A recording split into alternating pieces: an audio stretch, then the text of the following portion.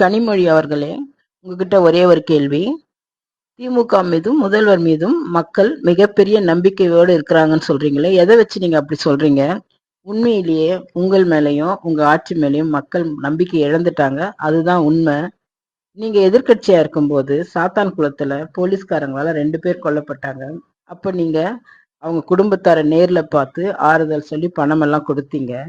ஆனா இப்போ மக்கள் முன்னாடியே ஒரு அப்பாவி பையனை சித்திரவதைப்படுத்தி துடி துடிக்க சாகடிச்சாங்களே, அதை பத்தி ஏன் பேச மாட்டேங்கிறீங்க? நீங்க ஏன் நேரா போய் பார்க்கல? அந்த கொலைக்கு முக்கிய காரணமான நிக்கிதான்ற பெண்ணை ஏன் இன்னும் கைது செய்து விசாரிக்கல? இந்த நிலைமையில மக்கள் எப்படி உங்க மேலயும் உங்க ஆட்சி மேலயும் நம்பிக்கை வைப்பாங்கன்னு நினைக்கிறீங்க?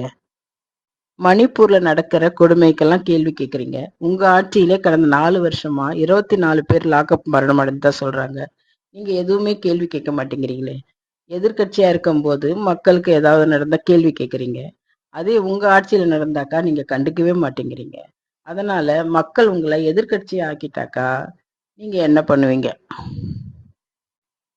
கடந்த ஆட்சியில குடியை பத்தி என்னமெல்லாம் பேசியிருக்கீங்க? குடியால என்னென்ன தீமைகள் வருதுன்னு சொல்லியிருக்கீங்க. குடியால நிறைய விதவைகள், இளம் விதவைகள் உருவாகி இருக்காங்கன்னு சொன்னீங்க.